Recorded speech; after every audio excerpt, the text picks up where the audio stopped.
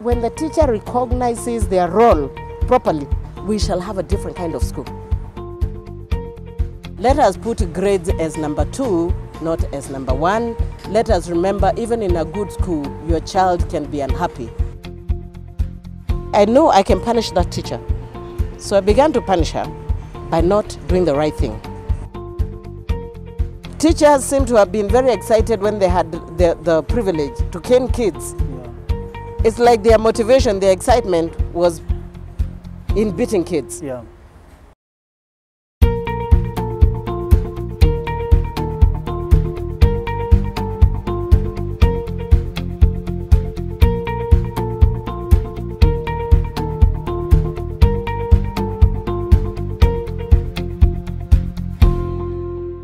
I like to tell people Dr. Joan is a simple village girl from one of the remotest parts of Kenya called Mbeere South, a village called Riakanau, Embu County. And I say a village girl because I grew up in that little village called Riakanau that nobody knows.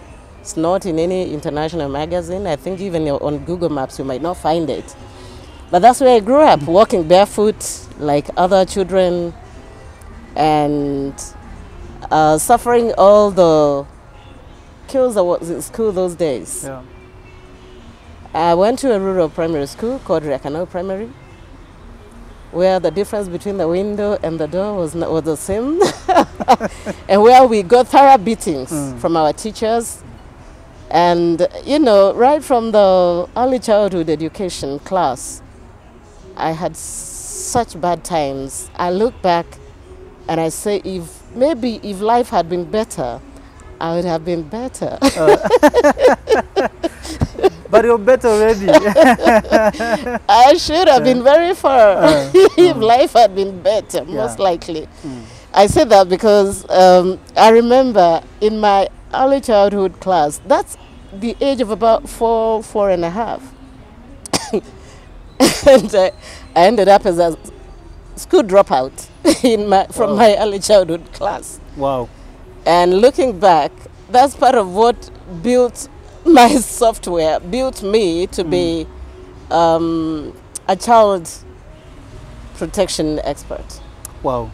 I began to say no to abuse at that early age. So at the age of 4 and a half, and I'm in ECD class, and one morning, you know, that was term 2 of ECD class. And of course, when we started out, we wore whatever clothes we wanted to wear to school. Some were tattered, whatever. And at the end of the term, the teacher said, don't wear home clothes to school. Next time you must have uniform.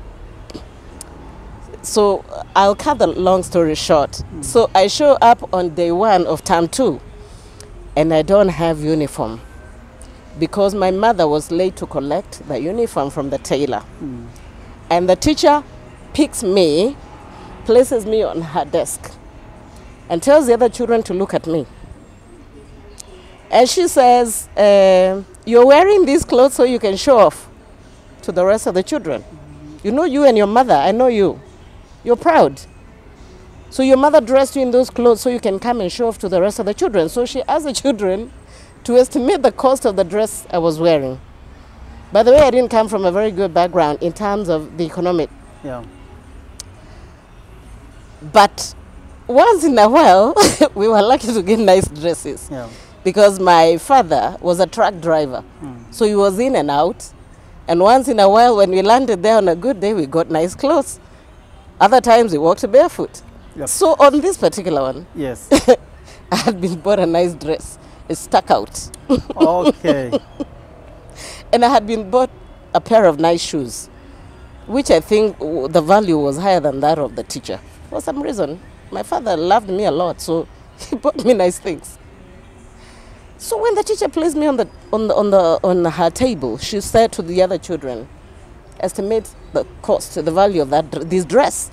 And they started shouting. 2, 10, 20, you know, kids.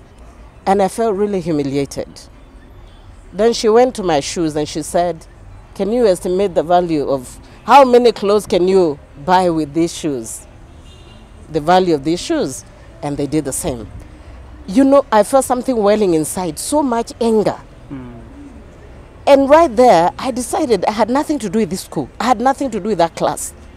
So I started crying. And when she put me down, by the time she put me down, I was through with that class. So from that day, that was the first day I started writing backwards. She said, write A to Z, I wrote backwards. Before I went to school, I had learned from my siblings to write A to Z, 1 to like 50, to add simple 1 plus 1, you know. But from that day, I decided I wasn't going to get anything right. That was the way I was going to punish the teacher. Wow. Remember, I'm only 4.5. But I have a way, I know I can punish that teacher. So I began to punish her by not doing the right thing. So that day, I did the wrong thing. I wrote badly.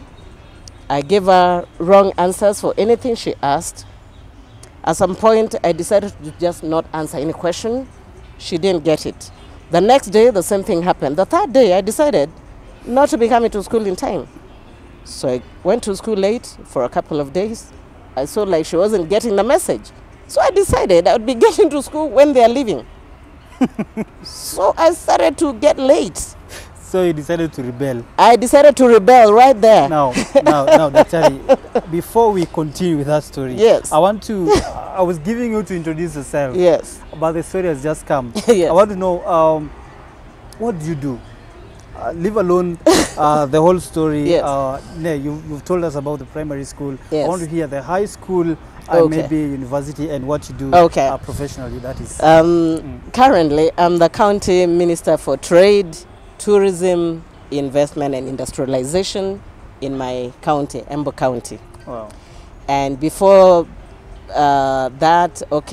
before I took over the docket of Trade and Tourism, I was the County Minister for Health for my county.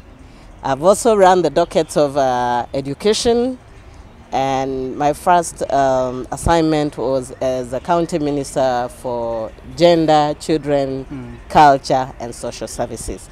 Something for which I really thank my Governor, His Excellency Martin Nyaga Wambora, who is also the chair for the Council of Governors. Wow. Daktari, you know, I'm even shocked. I thought I know you. Now I'm even shocked because I don't know you.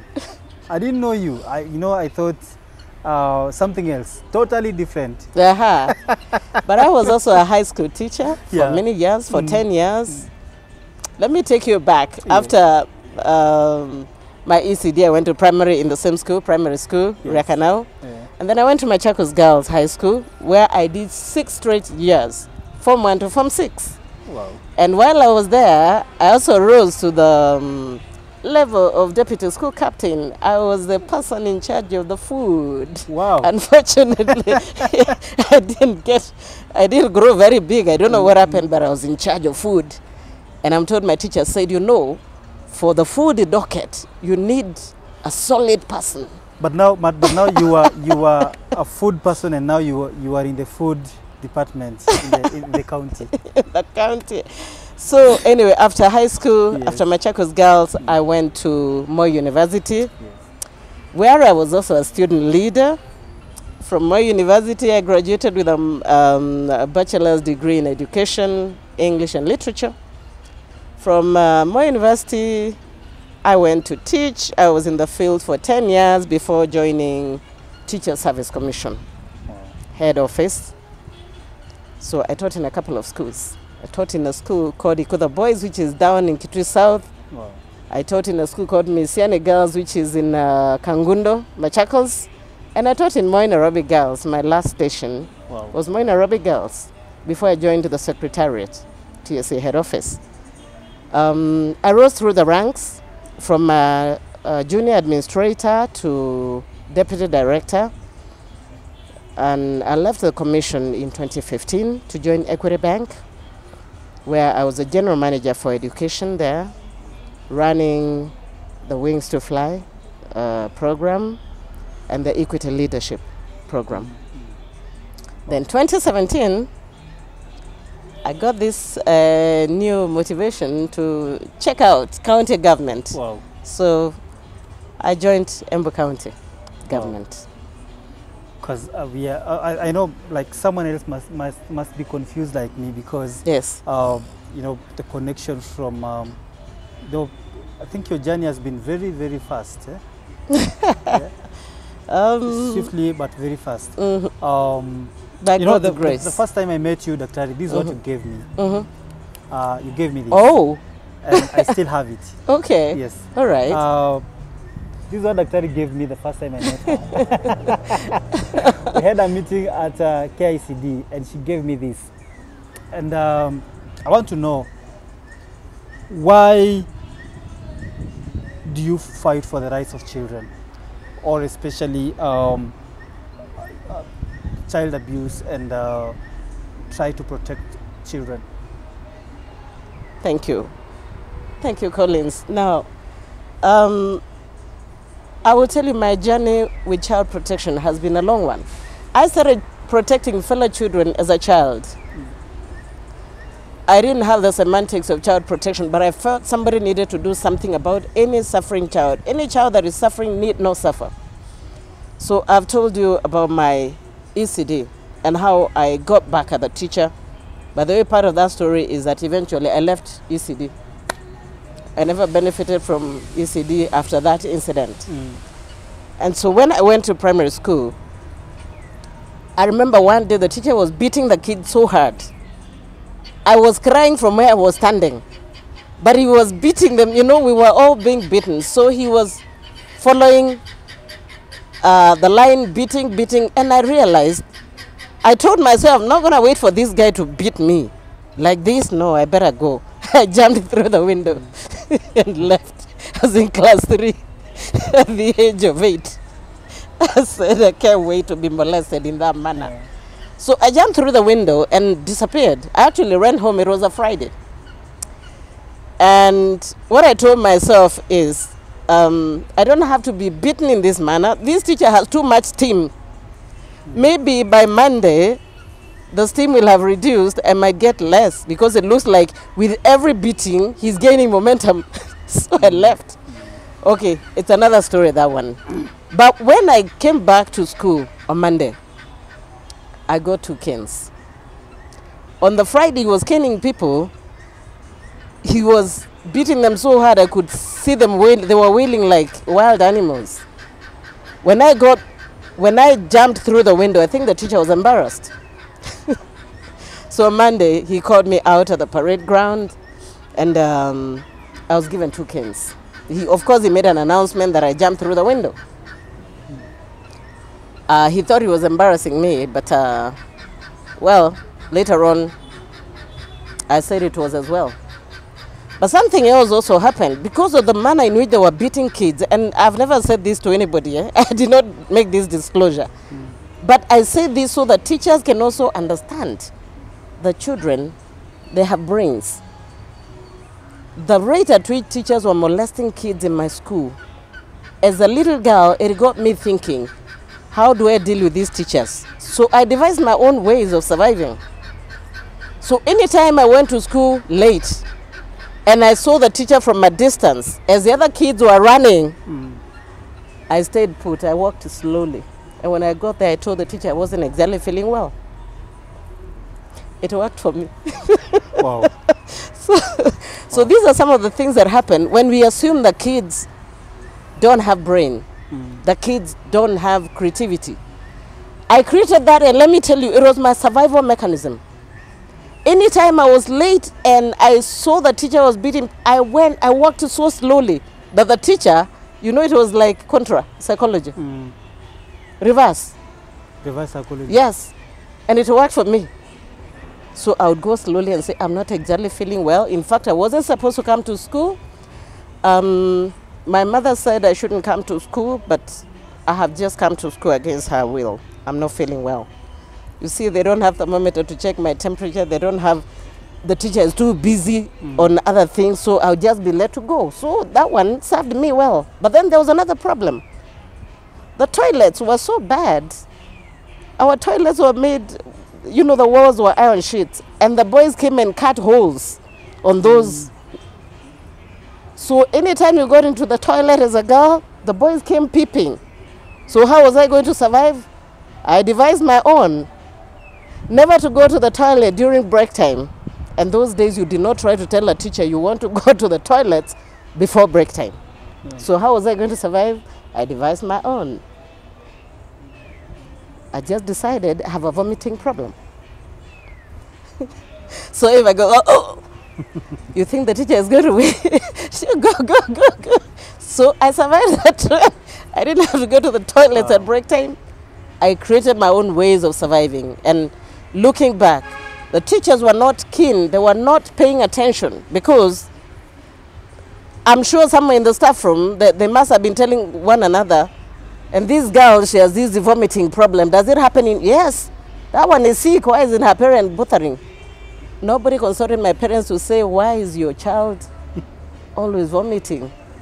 But I wasn't vomiting. I was just doing drama so that the teacher can let me go to the toilet. And I survived like that up to the end of primary school. It worked. Wow. So coming back, having seen the way teachers were behaving and not even bothering to care for children, in my class 6, a new boy joined school from another ridge, and he was living with a family, and it was a well-off family. But that boy, that orphan boy, was suffering so much. I can't even remember how we connected. But I told myself, this boy, he told me they weren't giving him food. And they'd wake him up at 5 a.m. to go fetch water at Tana River. And Tana River is crocodile-ridden. So this boy would go to the river in the dark, draw water, and by the time he is getting home, it's already getting late for school. So what he used to do, he'd come to school, and because he went into the water where it reached, he never had time to wash his legs, so he came, and the kids started calling him Stocking. So when they started calling him Stocking, it offended me, and one day I called him aside and I said, what's wrong? And he told me the story. So I made up my mind. I was going to be giving him my food. So my break, I used to give him. And I gave him my break literally every day until I left the school. But we agreed never to tell anyone because I did not want his self-esteem being affected. Somehow I had this thing about self-esteem, and I felt it wasn't right even for the other kids might not understand. So I just used to put the food under a certain tree, and then you'd go pick it at break time, at lunchtime after eating, you'd return the tin there. I never told anybody. After this day, they didn't know I was giving away my food. So I was very thin, actually. If you saw my photos in primary school, you'd be surprised. By the time I was going to Form 1, I looked like I was joining class 1. Wow. So for the 2 years I met him, I gave him food. And surprise, 26 years later, I'm walking in the streets of Nairobi and I hear somebody calling out my name. And I look across the road and no, I don't know this person. But guess what? It is that boy. And he says, you gave me food when I was in primary school and suffering. I'm now a doctor, a medical doctor. Wow. That boy, that little boy, is a medical doctor and a senior one. Wow. Yeah. How does it feel? It felt so nice. You know, I felt so good. What I gave him was so little, it was just food. But look, many years later, he remembers. And he told me something that actually really touched me because he said, out of all the people who were in that school, including teachers, nobody recognized my suffering except you. He asked me, how come you decided to give me your food? And I told him, I don't know. I just pitied you because I learned you were an orphan. You didn't have anybody to look after you. And when I looked at you, the people who had purported to be your guardians were not your guardians as such. So you were on your own in the world, and I decided to just give you the little support I could as a fellow child. And that's why I so strongly believe in children even taking the fight for themselves. If we had enough children also fighting for fellow children, like I was quietly fighting for a fellow child, I did not need to be motivated to do that. I did not need to have a lot, but the little, what I had in my hands is what I helped that child, that boy with. And today, looking back, so the reason many people don't bother to look after children is because they don't see the children beyond. They don't see the children as adults in future. Many people stop at the child, and that's why teachers abuse children. That's why teachers mistreat children. Teachers who don't have foresight, they will mistreat children. But if they saw the grown-up, the adult, the many years later in that child, they'll be more cautious. For me, I keep saying, well, that was a nice investment, you know. There were just a few things of githeri, of food, but now I know whenever I call that doctor, he says, what can I do for you? He asked me, what can I do for you? Tell me anything I can do for you, because now I'm here. I am a medical doctor. I am well paid. I have wealth. Whatever you'd like me to do for you, I will do. I told him, thank you so much. It is even more than enough that you have found time to say thank you. He said, okay, you gave me your food. Can I pay for 1 year's lunch in any of the hotels in Nairobi? 1 year's lunch? I said no. What? It was enough that he had said thank you. So I told him, no, don't. Wow. But it was a very emotional moment. Luckily enough, he caught up with me at a time I had taken my high school teacher, one of my high school teachers called Eva. I had taken her for lunch. So it was such a moment. Wow. It was such a moment. Wow. At least I had an eyewitness to that. Wow. You know? So, Coming back, somewhere along the line, I realized child abuse was getting worse and worse. During my time, most of the time we were worried about beatings. But over the years, all forms of child abuse have emerged. Sexual violence, all sorts of violations, verbal, psychological torture, you know. And I recall back in around 2005 there, and I was just surfing the net, you know, on a lazy lunchtime, yeah? And I started reading stories about child abuse. Somehow, my mind just went to, and I started Googling. And then I saw this story about teachers in Suba. Suba is in Homa Bay, Homa Bay County. And this story was saying there was this particular teacher who was complaining about the way parents were taking their girls to teachers in Suba. And the teacher was appealing to the Teacher Service Commission to remove him from Suba because he was not willing to be involved in that kind of thing. Something clicked in my mind. And I said to myself, I mean, there are still good teachers, you know. There are teachers who would not take this opportunity. Then it means that maybe it would be a nice thing to invest in those kind of teachers. But then that story also got me to start searching about child abuse and to pay more attention even to newspaper stories around defilements. So in 2009, I had opportunity to attend, I had just been deployed to the gender office at the commission. And I had opportunity to go for a workshop which was held in Nyeri.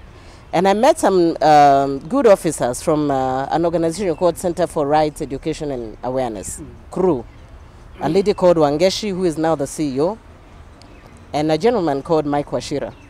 And we got talking about child abuse by teachers and staff. So they said to me, oh, how is the commission dealing with these many issues of child abuse? And I said, well, we are dealing with it, you know, teachers are dismissed when they abuse kids, blah, blah. Then we got an idea. We you know, in the course of talking, said, have you people ever done a proper research into the details of how you manage those cases, and do you have data on how many of those cases like happen in a year? So we started grinding through that. Within that time, somehow CRU started pushing back to get an engagement with the TSC. And I thank God for the commission that was there then, and for the CEO then, Mr. Lengoibon, because I boldly took the matter to him. I took the agenda to him. And I said, you know, we have all these issues on child abuse. Can we do a survey, like an internal survey, to check how the situation is? I thank God that we did that survey, because we did the survey and we tabled that report to about 200 stakeholders in a very big forum that was at Pan-Africa Hotel. From the research, from that survey, it showed that the equivalent of about 12 schools as in class 1 to 8, with 40 kids each class, was the equivalent of the children, the girls who had been defiled in the schools then. And from there, now stakeholders, partners came up, and they started now pushing back. What can we do? How can we support the commission?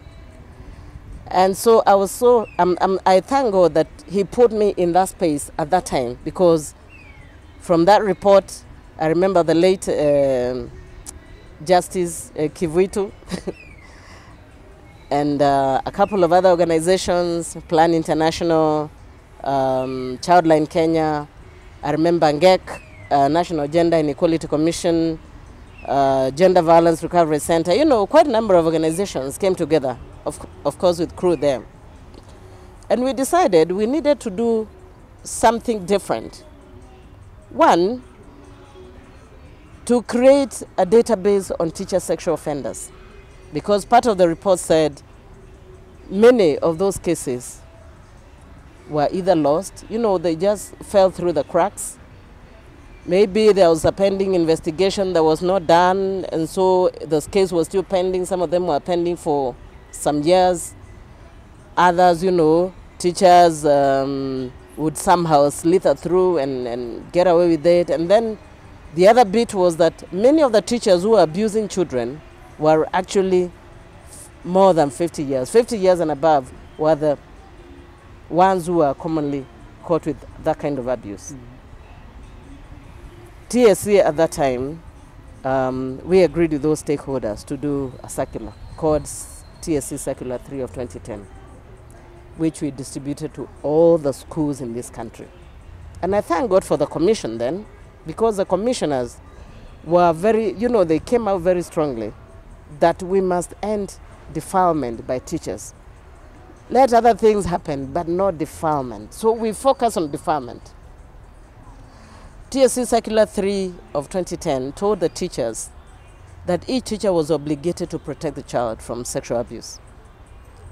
And teachers were obligated to report cases within 24 hours, whether they are threats or they were real. So you sense and you report. And they were, for the first time, allowed to report to any organization, anybody, any agency within their spaces that was in child protection as a report to the commission. And that has really helped looking back. Apart from that then, within that time, Plan International, you know, within that team, I think there was a call for proposals by European Union. And we did our bid with Plan International and Childline Kenya. And we were able to get that.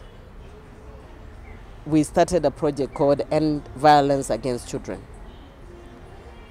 And okay, fast forward, within the End Violence Against Children, that is when I got this inkling to start to fit in Beacon teachers, because in 2014 I had done a research on sexual violence by teachers in schools in Makueni, and it was, you know, the report, you know, the research findings were debilitating. They were actually very shocking, that it was like a normal thing.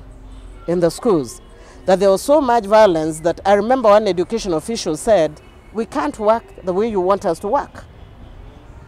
If we work like that, there will be no teachers in our schools. And that got me thinking. So I said to myself, if we find just one positive teacher, one teacher in every school who can think that child abuse of this nature should not happen, then whenever we have issues, that teacher will stand up for the child. So when we developed the Ending Violence Against Children project, one of the things that I made sure we put in there was a component for the teacher. The teacher beacon. Many people ask me, why did you call it beacon? Why did you call them beacon teachers? But you know, a beacon, it sets the standard. The arson that we are experiencing in our schools, I believe it can be traced back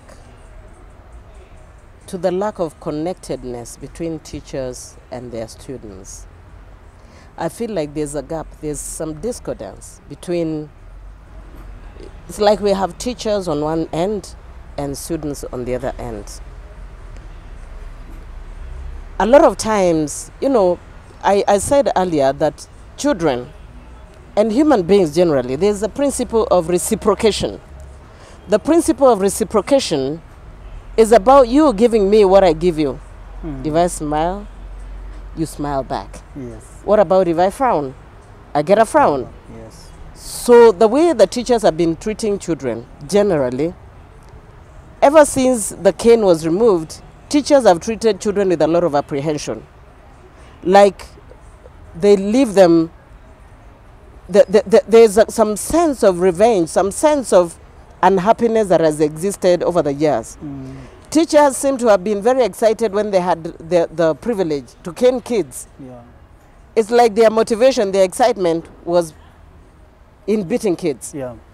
So a lot of teachers have said, oh, I don't want to be involved. I don't want, they said we shouldn't beat them. They means who? And every teacher has been all the time talking about, they said we shouldn't beat them. They said we shouldn't beat them. Yeah, you shouldn't beat them. That's not why you exist. You exist to nurture children. So I believe that part of the problem is that lack of connectedness. Then teachers don't realize children who don't feel a sense of belonging with the processes in school, with the institution, if they don't feel a sense of belonging and significance, then they have nothing, no much value for that institution. If you look at the trend of banning, you will find students that are disconnected in themselves as student bodies. Those days when we used to take pride in we are. I still remember my high school days, and thank you to my very able principal, Mrs. Kilonzo, Monica. Oh my God, amazing woman. She's the one who paid my high school fees. Wow. Yes, otherwise I would never have made it through high school. She paid my high school fees. The feeling of togetherness among the students is even not there. Do not cheat yourself that they feel together. They still don't feel together. It's groups of students in different spaces and teachers on their end. And the person who is telling teachers that they should be obeying for the children's blood, that is a wrong message. You don't need to tell teachers now you can go ahead and cane the kids, because you're going to cane the kids even if you're 40 teachers and you have 1,500 students. What will you do to them? So it's a wrong message. They need to learn to bond with the children, build a sense of significance, a sense of belonging, and help the children. When children feel that they belong, they do everything to support the institution. They'll do everything to support the teacher. Even the teacher's work will become lighter. Let me tell you, going back to GU Secondary and the experience of Carol, there is absolutely no way Carol's students now can do anything to offend her. In one of the instances, a few years ago when I was a teacher in high school, my students wanted to ban the school. And they came out at lunchtime and they started banging tables, banging everything and yelling and screaming, and they were ready to ban the school.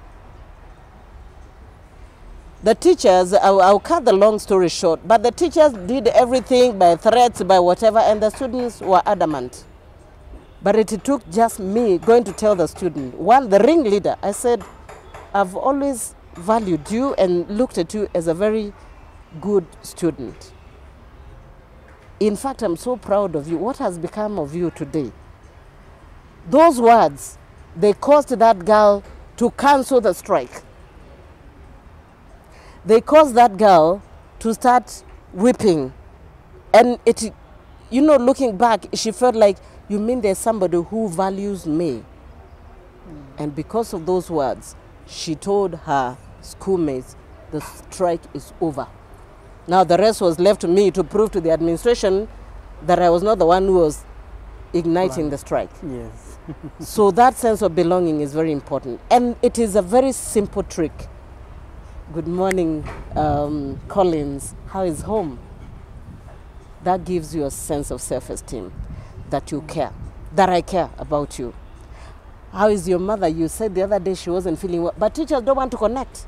They don't connect with the kids. And because there's no connection, there's no connectedness, then the kids do anything they want to punish you. Remember, I'll go back to my nursery school experience.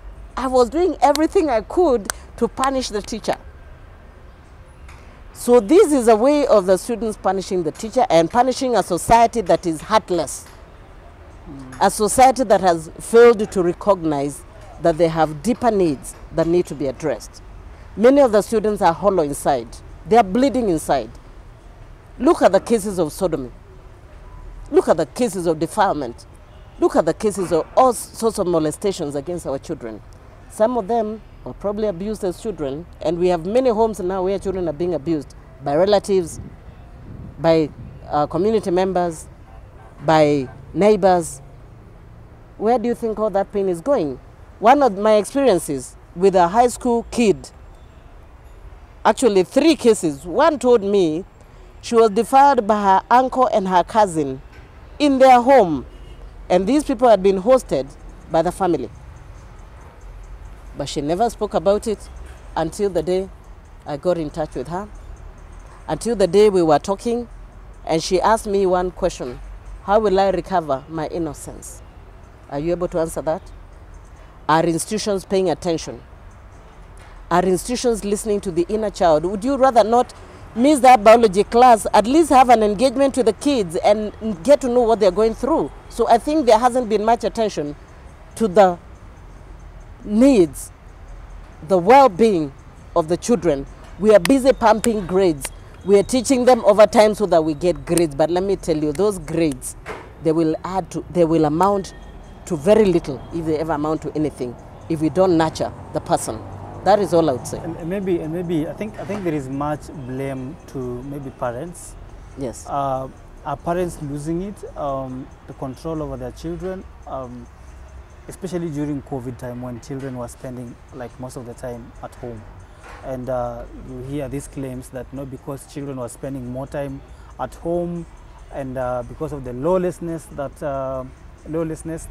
their parents were instilling in their children, that's why now when they went back to school, Collins, let me tell you, worse. We need to recognize that the home has also become very difficult. Many of the homes are dysfunctional. Many of the homes, there's so much pain, even from the spouse or whatever abuse. You know, gender-based violence, if you look at the statistics, gender-based violence is so much alive in our homes. So, one thing I keep saying is that the teacher is a pivotal point for the child's survival. The teacher plays a very critical role. And let me tell you, it doesn't matter how much pain is coming from home. If you have a good teacher, like somebody said, apart from a good parent, what you need to survive and to succeed in life is a good teacher. Yes, home might be that bad, but should school also be that bad? One of the other kids I came across, she had been defiled at the age of 5 by a neighbor. But she was an orphan child who was living with a poor grandmother. What happened after the defilement? She went on life, with a very serious injury. I met her, she was in Form 4. And we had to take her to Kenyatta for surgery. Does it need to take that long? So between class 1 and Form 4, in between, it means there was no one. There was no one. So I'm calling out teachers, please be there. Be there for the kids. Some of those who are burning the school, who are wishing there was no school, they are just calling out for attention. They are hollow. They are bleeding from inside. And let me tell you, there's nobody who feels loved that can do some of these things that we're seeing the children doing. So let us have love for the kids. Let us demonstrate to them that we care. And they will give that back to us. I've talked about the principle of reciprocation. We shall get from them what we give them. Ask a child, why are you not doing well? One of the students I taught told me, I misbehaved to punish my mother. Yeah? If I had not taken time to talk to her, I would just, branding of children, blaming them, calling them indisciplined. Some of my teachers in primary used to say, you'll be a prostitute like your mother. That's what they said to their children. So when the teacher recognizes their role properly, we shall have a different kind of school. It is not rocket science. If the Beacon teachers are doing it, then any other teacher, every other teacher can do it. Build self-esteem. A person with low self-esteem can do any kind of crime, can do anything. They have nothing to lose. But a person with high self-esteem says, this is too, for me, I can't do this kind of thing. It's too, I wouldn't want my image to be associated with this. But when you have low self-esteem, everything bad is your beat. Yes. Wow. So the best way to cap this is not to bring the cane back. I've had people begging for children's blood. Oh, we bring the cane back. Let me tell you, the cane back is not the solution. The solution is to retool the teachers, train them on positive discipline, ignite in them the passion to support children, and we'll have a different nation. We'll have a different school. If a child feels better, school feels better. If school feels better, everything else will flow. You will not have to cry about grades. They will flow. They will blend in. How about a grade A surgeon who feels nothing for you as a patient? Had first class honors, but feels nothing for humanity. So, akitaka kukukata na kukatanisha tu venye anataka. Yeah, true. Yes. Like, don't bother me. No, maybe is it, do you think maybe all these happening is also attributed to the pressure due to the short breaks and all There's that? something else I should have said. Yeah. Parenting is not an easy thing. With all this noise coming from media, social media, technology, children accessing all manner of information, it's not very easy. And let us also realize that many of the children now are bombarded with much more information than their own parents. At the same time, remember what I said earlier, that some of the parents, they were parents not by choice. They became parents by circumstances. They became parents through some default. So they need help. But also, the fact that the way now today's society is, the pressure, the economic pressure, like some of the parents asked, am I going to sit there and look after a kid or go to look for food? And you understand? So we need all of us together, and I think the duty bearers in the child protection space, they need to come together and re-strategize, refocus. Because if we don't do it quick enough, I'm personally not very, very, very impressed about just closing school because they went on strike. So you close school quickly, then you open, then they ban again, and you close. That's not a solution. So even as we close, let us close so that we have time to retreat and re-strategize on how to deal with the problem. But we look like we just close, then we go off to do other things, then they open, Then you come back. and then we realize, oops, they are banning again. We close again. That cannot be the solution. And then I think also, the old school, before COVID, the way school was structured, it also gave the children a bit of relief in between. Yeah. But now, when the programs are so cramped up, so that even the teacher is overburdened, the teacher feels so much pressure that they also don't have space even to internalize and to deal with some of these things. There's too much pressure. And at the end of the day, we need to ask ourselves, what is our priority? Is our priority to complete syllabus? Is our priority to produce grade A? Or is our priority the children's well-being? If we can understand that the well-being comes first, and then the grades, then probably we'd have a different kind of school. But I still feel like the way the programs are structured, the schedule of the school term, is also not helping the situation. Well, thank you very much. Now, Yes. I want to look at that camera Yes. and just give us your final remarks. I know we've taken a lot of your time, Yes. but now this is the conclusion. As we conclude, I'd like to encourage Kenyans and the world in general to pay close attention to the needs of children and to think about the child first before we think about everything else that we try to do. As parents, let us focus on raising children who are of value to themselves and to society. Let us focus on building the software that makes a good human being, building the sense of self-esteem for our children, the sense of belonging, the sense of significance, and at any one given point as a parent, never think that your child is good for nothing. Many of the parents, the children try to raise issues, but they push them back to school, to the same institutions where they're being abused, because this institution has a history of producing good grades. Remember, your child is your child. Your child has nothing to do with all that you're looking for. Your child is the inner person that you raise. And therefore, let us put grades as number 2, not as number 1. Let us remember, even in a good school, your child can be unhappy. When our children raise that they are unhappy, let us sit them down and find enough time to converse with them. We must change the narrative as Kenyans and as the world in general, as society. For sure, we must reduce the pain that our children are going through. Let us show them love. Let us show them that we care, and they'll be better children going forward.